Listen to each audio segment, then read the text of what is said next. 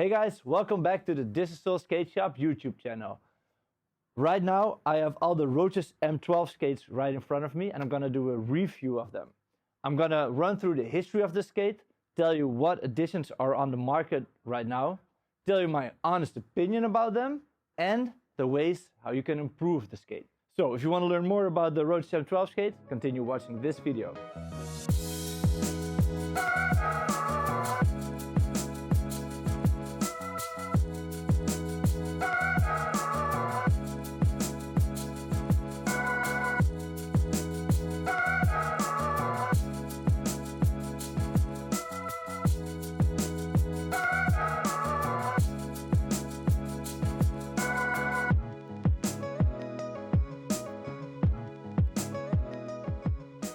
Roces is an Italian brand and they are very proud of the product that they have in front of me right now. The Roces M12 is kind of like the most classic skate on the market. It's the skate where all skates started with. Kind of like the Converse All-Star shoe is the most iconic classic sneaker. In that way, the Roces M12 is the most iconic aggressive skate. The Roces M12 first came out on the market in 1996, but prior for that, it already had kind of a history. The same shell is in use since the late 70s, and it first came on the market as an ice skate actually. And then the rollerblade brand, which is kind of like the grandfather of our sport, they started in the early 80s, so it was like 81 or something that they started. And the rollerblade skates were actually manufactured in the Roces factory in Italy, and the rollerblade skates also used this same shell. So from an ice skate to a rollerblade skate, and then in the early 90s, in 1991, rollerblade got bought by a different company. All sorts of stuff happened, and Roces decided to make this iconic skate under their own name for the first time. So from I think 1992, this mold was also being produced under the Roces name. And then a couple of years later in 1996, the name the Majestic 12 was first used. When the Majestic 12 first came out, it was different from all other skates because it has an aggressive frame, meaning it was one of the first frames that was designed for use with really small wheels so that you're low to the ground and makes it easy to land with.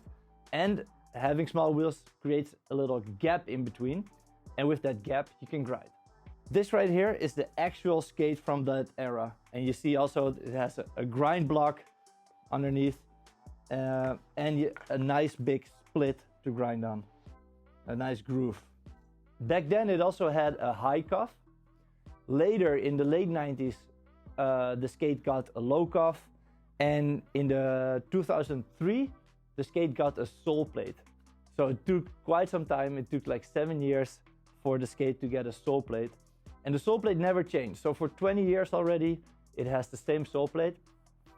Something else also happened in 2003, and that's that the Follow brand got created. Follow is like a sub-brand of Roces. It was a collaboration with John Julio, and at first the same mold, the same boot was used as an aggressive skate under the name Follow, and it just had like a skin, like a piece of fabric wrapped around it. It had a different sole plate, and for about like 15 years the Follow brand was kind of like the branch of Roces that made their aggressive skates.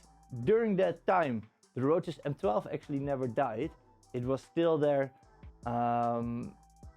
under just the name Roces M12 Black, I think, and that current edition is still on the market that they kept for all these years alongside with their Follow releases. And right now that current edition is called the Roces M12 UFS Recycle. It's standing right here and it's still on the market. It uses the same frame as since 2003, but what did change is that now the liner is a lot slimmer and the materials are a little bit weaker that's being used in this current edition. If you have like one of the older editions from like early 2000s, It's more like the current team editions. All right, so then you had like the Valo brand, and Valo in 2013 released like an homage to the original M12. This is the dark gray one that's released in '96, and they made like a dark gray Valo V13 with all the good quality materials and the nice thick liner, a good frame. So that was kind of like the year that the M12 in a way was back under the name Valo V13. Because Valo brought it back in that year, that kind of like started a resurgence of the skate. Now it was kind of like retro to use that skate because it was so iconic. People started loving it again. And then when Valo closed its doors as a brand, Roces continued releasing this good quality V13 type skate under the M12 name again, and the result is what's right in front of me right now and what's on the market right now. A cool looking Roces M12 skate with all sorts of different colors and options. So that's the history of the Roces M12. It's a very long and rich history. Right now on the market are 3 different types. So let me tell you about the different editions out right now. Of course, you have the UFS Recycle, which is the cheaper skate. It has materials that are a little bit softer. The liner is thinner. The wheels are not the best quality wheels from Roces, but especially the difference is in the frame, where the axles are a little bit weak. They're only 6mm axles, and the frame is also a little bit weak. So it's a cheaper options, but it's still like a worthy aggressive skate. Then you have the team skates and you have the pro skates. They cost about the same. And they also use the same materials and the same quality. So there's no real difference between the team skates and the pro skates quality-wise. But the main difference is that the pro skates have a pro skater's name attached to it. And that means that one single person got to design that skate. For example, here's the Niels Janssen skate, and it was completely designed by Niels Janssen. And then Niels gets royalties over every sale of that skate. And for the team skates, the royalties go to the whole team. So those are the 3 different editions on the market right now. All right, now I'm gonna run through all the different parts that are on the Roces M12, and I wanna start with actually how it feels on your feet, the fit. The Roces M12 is definitely, everybody would say that ever skated it, it's a narrow fitting skate, and also it fits 1 or 2 sizes smaller than is advertised. It's really weird. It's very unique in that sense. So not all skates are like fitting 1 size smaller or narrow, but definitely this skate is. So if you order it online, only order it if you have like normal or slim feet. If you have wide feet, this is not your skate. If you have wide feet, I would recommend like the Roces 5th Element or any other wide fitting skate. Also, something that you should know about the fit is that Roces advertises this skate as having a size 41 and a size 42. While actually you should know that these 2 sizes are in reality bundled into 1 size. Because if you have a size 41 and you have a size 42, and if you take it all apart and compare like all the dimensions, it's basically the same skate. So there's no such thing as like a real size 41. That's why we don't buy the 41, we bundle those sizes on our website. It's advertised as the true sizing, and the true sizing is double sizing. So on our website, you can buy it as a 41, 42 or a 43, 44. This is a much more honest way of advertising the sizing and makes you, it enables you to make a better choice in the size. We have an entire video about this skate sizing on our YouTube, so check that out if you want to learn more about this. Then I'm going to run through all the other parts on the skates. Let's start with the raised heel. If you take out the liner and look on the skate on the inside, you see that the front of the boot is lower than the back of the boot on the inside where your foot is. And that's kind of like the normal position of a skate. You want to lean a little bit forward, you want to have a higher heel. And the room underneath your heel is filled up with just a plastic block. while other skates might have a shock absorber there, which is nice and squishy. So if you're gonna do big gaps and land from like 2 meters to the ground, you might want to have a shock absorber. But for everything else, it's actually beneficial to have a nice piece of plastic under your heel, because it gives you more control over everything that you're doing. So there's some benefits and some downsides to having a raised heel without a shock absorber like that.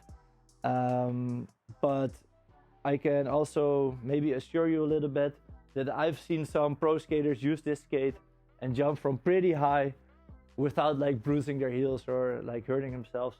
So basically anything you want to do with any jumps, it's all possible on this skate.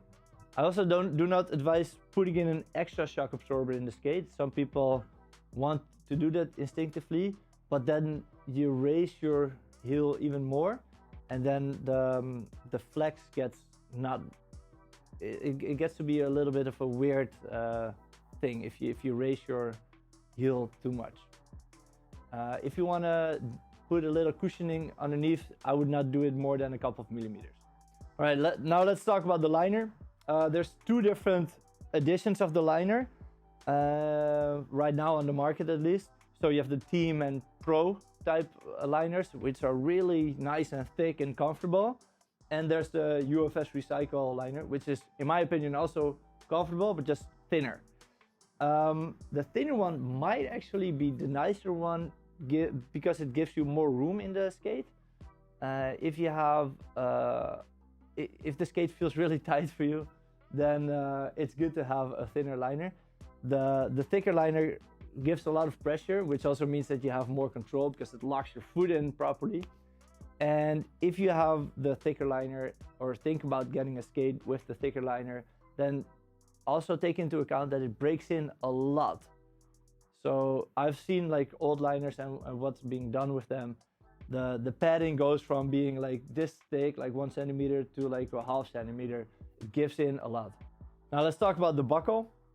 The buckle on the M12 is called the memory buckle, and it's one of the best buckles on the market. It's nice and solid and strong, and it's called the memory buckle for a reason. That's because you only have to set the length once. That's on the inside here. There's a secret button, and then you can just open it and close it, and then it locks in exactly in the place where you left it. Well, normal buckles, you have to like refine that sweet spot every time you close it. Next topic is the flex, and with flex I mean like how good you can bend your ankle forward or sideways. And in my opinion, the flex of the Roces M12 is kind of like the standard, so it's kind of like the way it should be. I really like the forward flex. The cuff really locks around your ankle really well, while other skates might like give some room. Well, if the cuff doesn't lock good, and there's still room between your shin and the tongue, you can kind of like move your foot in the skate a little bit without resistance, and you don't want that. You want it to be wrapped around your ankle or your shin really tightly, and then the cuff should just give way, and then increase the resistance when you go deeper. And the Roces M12 does this perfectly. It's just the perfect flex. Sideways flex is also really good for grinding, for royales. I would not advise putting big wheels on this skate. You can put, of course, any frame on this skate that you want, also bigger wheels. The sideways flex is a little bit too flexible to put a big leverage, like a really high frame on it. But for aggressive skating, it's perfect. The cuff is bolted on, and this is one of the few skates that has a bolted on cuff. And that means that you cannot replace it, but it also kind of like means that it doesn't have to be replaced, because you cannot lose a cuff bolt. And this is actually a big advantage, because on like USD or racer skates, people tend to lose cuff bolts from time to time. And if you're in the middle of a session, that's not something you want. This cuff is called the low cuff. It's really weird to me why, but it's written like LO. So Normally in English you would put like a W afterwards, low with the W. But this current edition is called the Roces M12 Low. I think even on our website we didn't even like put the LO on there because I thought it was such a weird way to write it. But if you look on the Roces website, you can see it like that. And the low means that the cuff is extra low. So there's kind of like 3 different cuffs being used for this skate. Right now it's only the low cuff or like the UFS recycle cuff, which is a little bit higher. And then of course back in the day you had the high cuff. I skated all these cuffs and actually I don't feel any difference. So whether the cuff is low or high, the flex is kind of like the same. So it shouldn't really matter. Next up is the sole plate. And the sole plate was designed in 2003. And the sport was still fairly new back then. Like the sole plate was just only invented maybe like 5 years prior or something. And back then, the sole plate was not also like really thought through maybe enough, and it never changed the sole plate. So that means in a way that it's narrower than that it could be. Like modern sole plates are definitely a little bit wider. And also another thing is that in the middle of the sole plate is a little groove, and that's called the backslide groove. And normally this groove is kind of like a perfect little cup. And for this sole plate, I don't really understand the shape of the backslide groove. And I also think that kind of like has to do with how old the sole plate is. I don't know. That's for me. These are definitely 2 reasons why I would not seriously skate this skate myself.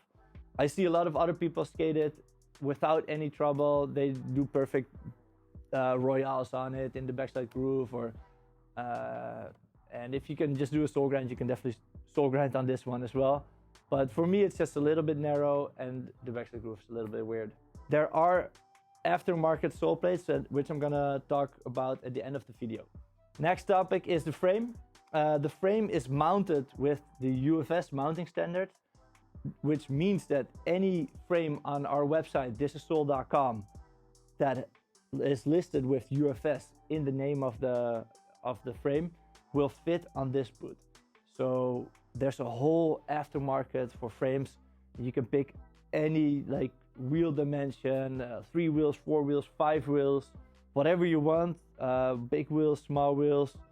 And within Aggressive, of course, there's tons of different frame companies that you can choose to if you want to like have a little bit of a different grind feeling.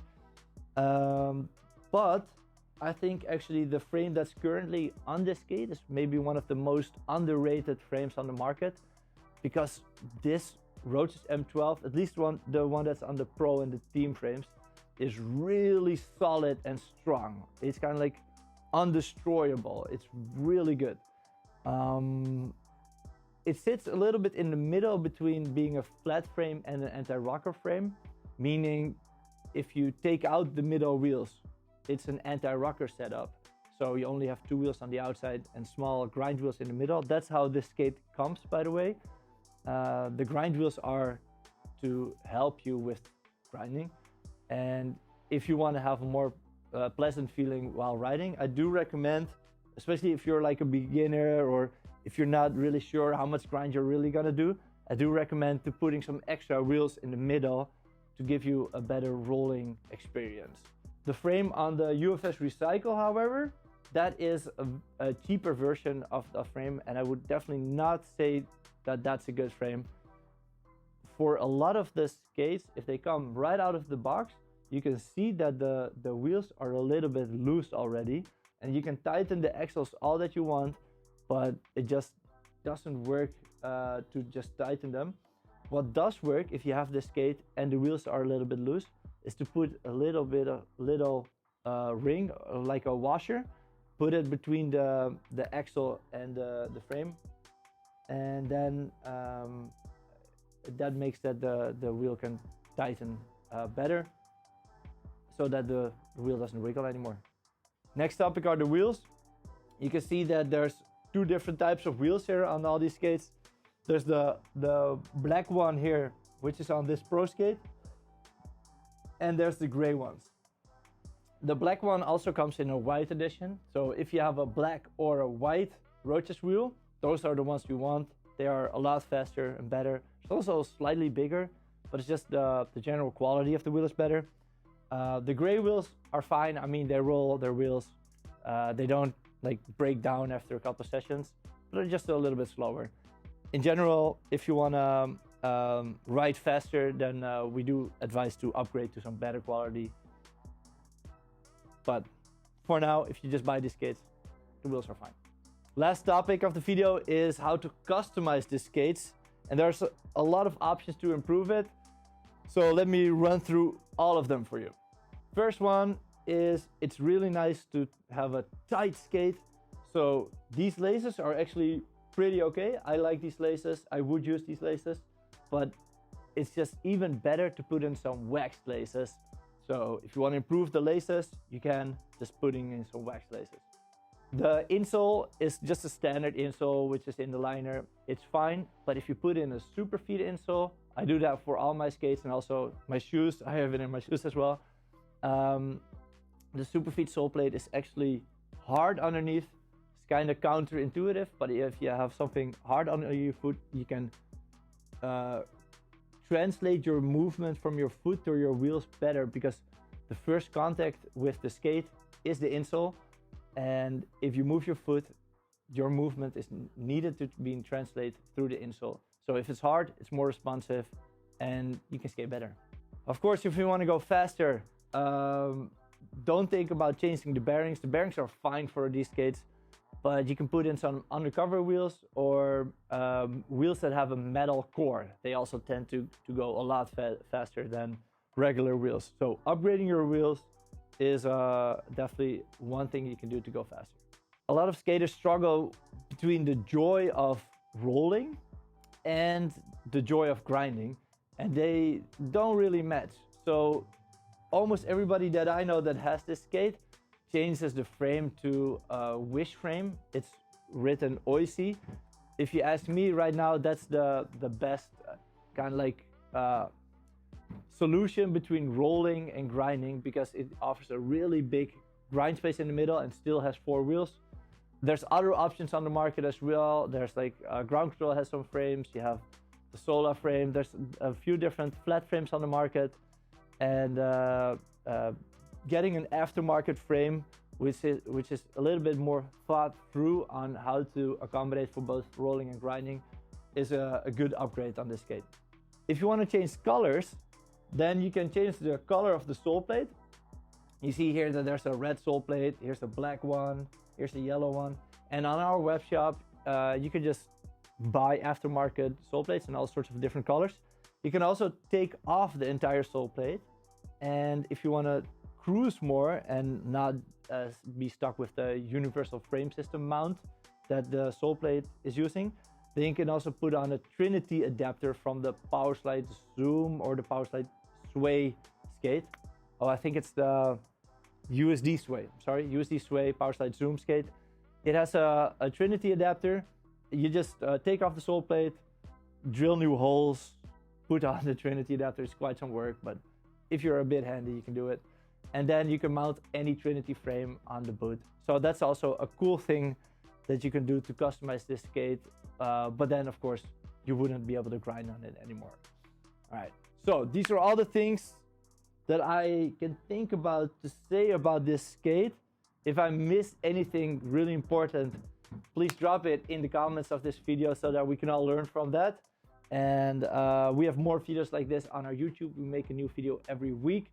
So if you like content like this, consider subscribing to the channel, and I'll see you guys in the next one. See ya. Bye-bye.